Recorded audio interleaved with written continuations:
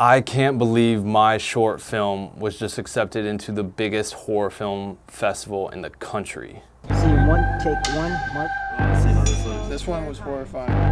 Oh!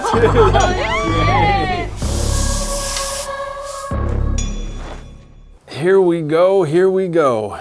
So I'm going to be breaking this film down live for you guys right now. I'm going to watch the short film. It's not very long, and as I go through the process of watching it, I'm going to break down the directing choices, the cinematography choices, and kind of just the whole process while showing you some really, really cool behind the scenes that we got on set making this short film. With that being said, we made this short film as kind of our example film for our previous POV short film contest that we hosted over at Onset Pass. And honestly, we made this film as an example film for that. But there's a deeper reason that I made this short film as well. I've been working on a, horror feature film idea for the last few years. It's kind of always ever changing and evolving. But this idea or this concept is kind of the proof of concept, if you will, for the feature film. And we shot it, put it out there into the world, submitted it to some film festivals, and it just did get accepted into the biggest one in the country, Screamfest 2023. Me, my team, and our film will be there premiering, and I'm very, very excited. So I've got the film pulled up right here. I'm going to watch it live, and as I watch it live, I'm going to, press pause and talk about what's happening in the shot, how we lit it, how we shot it. I'm gonna be showing you guys cutting to all this really cool behind the scenes that Marty got for us on set on the day. But in short, this is a POV horror film that takes place entirely in one take with no cuts, all in like 4 minutes and 55 seconds.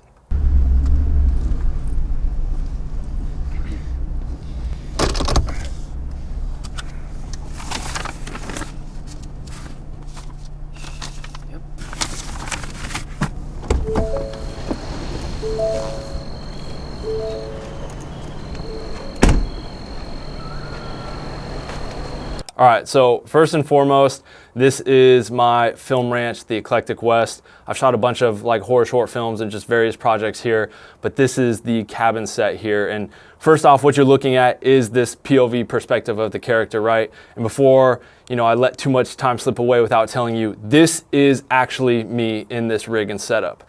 Initially, we were gonna have our friend Vinny play the character, but I realized it would be very, very hard for him as an actor to hit all of the visual cues that I needed and wanted for this film in one long take while trying to deliver a great performance. So last minute, I kind of decided to hop in the rig. Since it's a very visual piece, you're not seeing the actor, it's his point of view. And I wanted to make sure I hit all of the shots, angles, and timing-wise things that I wanted. And then in post, we just had him watch the film and live react and act to it. I think he did 5 takes in post. And so all the audio you hear is him acting, but while watching it in a sound booth. So interesting fact, and I wanted to get that out of the way so that you guys could enjoy and know that this is actually me acting here, if you will, camera operating.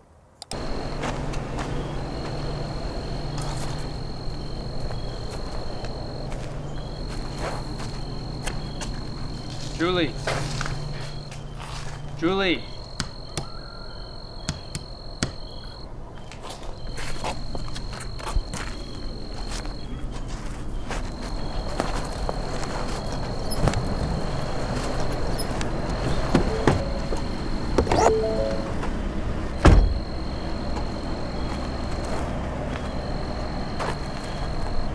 So if you've followed me for a while now, you'll kind of notice here, this is actually a sequel to another short film that I did at my Eclectic West Film Ranch called After Dark. This is called After Hours. And in that film, if you watch, the girl that ends up, I don't want, spoiler alert, ends up dying. This is her car from that first film. And this is the friend that she was on the phone with in that film that's coming up to meet her. So this is a sequel to that short film. So if you followed me, my journey in the films I made, I'm very curious if you caught any of that while watching this on a first go. We use the flashlight as our key light. And then really quickly, So all of these lights that you see on top of the cabin here, these are practicals that we installed that day. So we got there very early before it got dark and really ran through all of the rehearsals and timing, because with it being one long unbroken take, it required a lot of timing of where things were gonna go, walking through the shots. But also, not only are we in this POV world, but with it happening in one take, we can't have like lights and C-stands all in frame and whatnot. So we had to install like practical lights to make these lights on top of the cabin look like floodlights, as well as a couple different areas throughout the film that I'll hit on and mention as we move through the film and see them. But yeah, these are practicals that we installed on the roof to help light the universe a bit and hide the fact that there are lights, make them feel like they're part of the set. Practicals. Julie.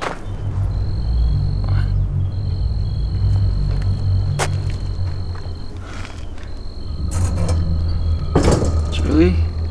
All sound design, sound effects done by me in post as well, color, everything here. Just those subtle sounds to cue certain looks. That was all decided in post. Just kind of knowing while I was shooting it that I was gonna do some looks and probably cue up some sounds through the background to motivate those looks. That's a picture of our leading girl with the bag in the same place from the original film.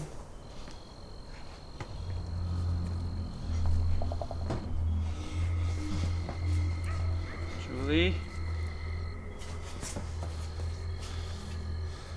This was like my biggest acting moment probably here, right here. I had to do a little hand tremble.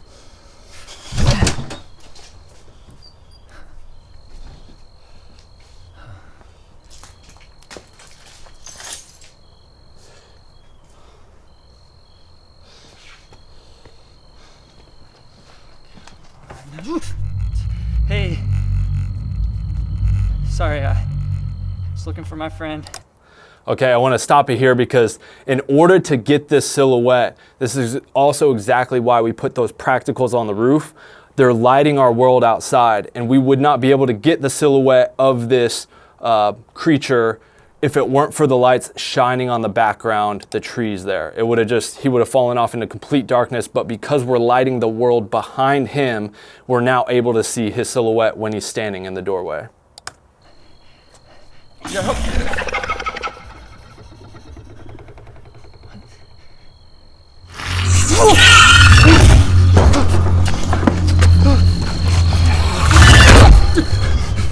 That moment was actually really hard to time up because, you know, with him chasing after me, jumping over a couch, trying to maneuver out this door with this big camera rig on my head was very challenging. But to also, when I swing back around to close the door, to have him not like too close to where it felt like he was waiting for me to close the door, or too far away where we didn't even like see him really as I closed the door. So that moment, funny enough, as maybe simple as it seems, was really hard to time up. And I know there was a moment where we did that take and we had to cut because we didn't get it. And so now all the way, we had to start all the way back over. So everything you just saw, it's like, cut, like reset, and we had to do that all over again. So one takes are crazy. I love one takes, but they're very hard to pull off. And if you look at one moment like that, if you don't hit that one moment, we're already 2 minutes into the film and we got to just reset, redo everything. So one takes, for me, are fun because they're very challenging, but so rewarding when you nail them.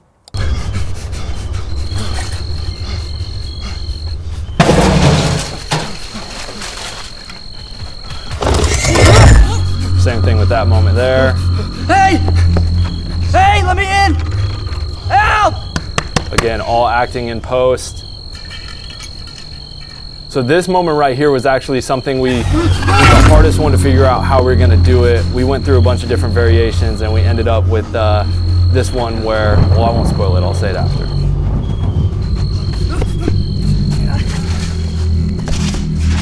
I kind of got goosebumps there. So yeah, kind of focusing on this can rolling out, light goes on it, and then having the creature come from the dark into the light was an idea we came up on the day. The original idea I had was like him looking around and we see, you don't really notice it, but there's hands on the side of the wall, and as the flashlight comes up, then you see the hands move more and the head peer out. but this just felt a little more intense. The other one felt like it should have been done earlier in the film, and since he's already like being chased here, we needed something with a little more aggression. So him running on all fours coming from the dark was a little more fitting for the story, and we made that up on the spot. And shout out to Vinny for being okay with getting down in the dust and the sand to chase after me. Again, a practical we installed on the roof there. Same thing with Astera in that bank up top.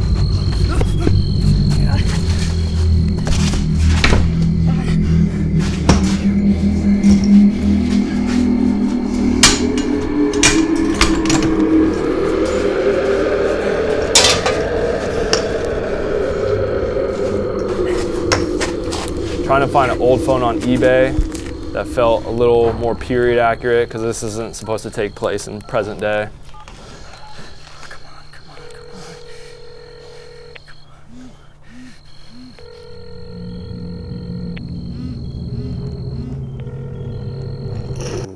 Same thing, flickering Asteras in these tubes up here. So wanted this area to have, like, it wasn't so lit, like maybe it was a little abandoned shack. So we put 2 Asteras in the flood banks up top and had them set to kind of this seedy green color temp. Shout out to the DP Tim Ross who DP'd all of this. And we just had it set to kind of this flicker mode to give this scene a little more dark, gritty texture.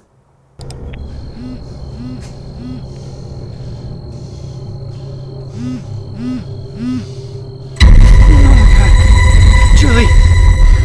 No. It's gonna be okay. So this is my friend Cherie. She helped produce the film. It's okay. She was also this actress in the first one, and obviously now she's the friend dead here that's being found. And I just want to give a big shout out to the special effects makeup department. They're the ones that did the monster makeup on Vinny, as well as this kind of blood, gore, guts hanging out of her stomach. We bought some stuff. I don't remember the name of the company, but I'll throw it on screen here of where we got the actual like prosthetics and makeup and blood and stuff. And then they did a really good job just like really finessing it and drawing it all up. No, it's okay. It's okay. You're gonna be fine. Run.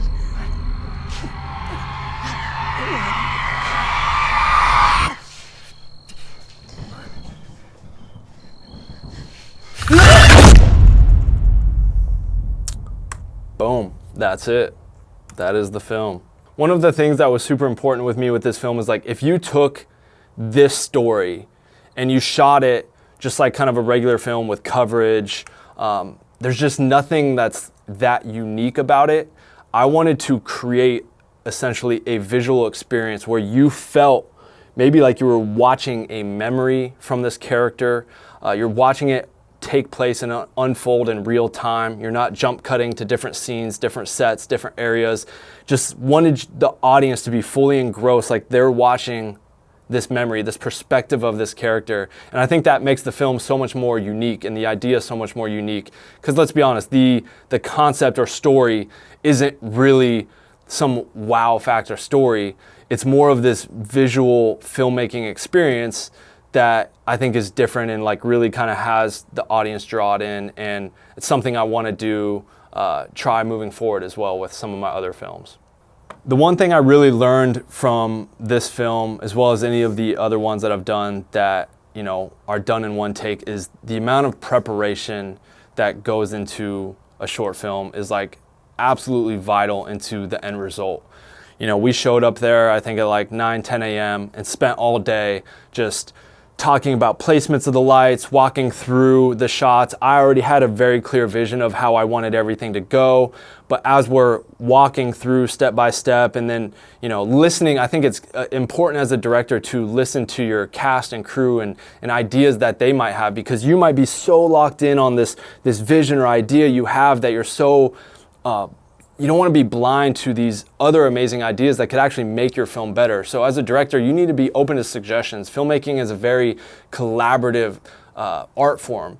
And so when your talent, your DP, your producer are kicking around ideas, maybe some of them don't work, but maybe there is one that's really, really good. And I've noticed that time and time again on my sets where it's like I'll be so locked into an idea and you know, I end up doing something different because of the way someone suggests something, and it ends up being like, wow, that actually made the film or that scene so much better. So if you're a director, be open to other people's ideas and the collaborative efforts on set.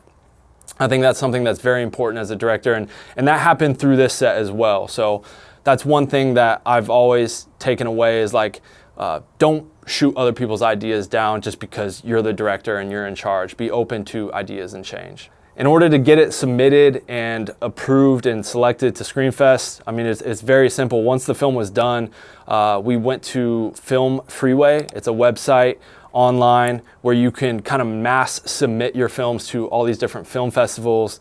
And so I think in total we found like 20 that we liked via Film Freeway, and we submitted them. I think the price range depends on each film festival. Some might cost you $25 to enter, some might be $100, but in total I think we submitted this film about a week or two ago to 20 different film festivals, and it cost me in total around $525. You just never know how a short film could change your life. I've heard time and time again how these short films at film festivals get picked up, or someone big at a big studio recognizes the talent of that filmmaker or picks that film up to be turned into a feature. And so you just never know. And I think it's important as a filmmaker, if you're passionate about an idea, to go out and make that film and then do what's needed on the back end and submit that film to festivals and promote it and get it out there. I've told the story before of how I made a short film for The Strangers, a Strangers fan film, put it out on YouTube, and next thing I know, I'm in the offices in Hollywood of one of the most notorious horror film producers of all time, talking about horror movies and asking, do I have any feature scripts or ideas, and that if I make a good short film with a good story that's original, he can get me a $5 million picture deal. So I want to leave you guys with that bit of inspiration. Go out there and make the projects that you're passionate about and that you want to make, because life is short. Get your ideas out into the world. And yeah. So I think that pretty much covers it. If you want to see like a deeper behind the scenes, kind of raw behind the scenes deep dive over at Tropicolor On-Set Pass, we do have like a 45-minute to hour raw behind the scenes where you hear all the conversations on set. You see every behind the scenes shot we got. It's very, very cool. My business partner Tom put that together. Lots of great information over there. But hopefully you took something away from this video and learned something. That's what I want to do with these videos is give you guys insight into these projects and how they're done. And so if you found this video valuable in any way at all, please leave a comment, a like, shoot that thumbs up. If you have any questions, I'll definitely, as best as I can, go into the comments and answer any questions you guys have. But without further ado, that's it. If you want to see more videos like this, please let me know. Appreciate y'all for watching, and I hope you'll come see the short film with me at ScreenFest. I'll make sure to update you guys when that's happening, and I'll see you guys on the next one.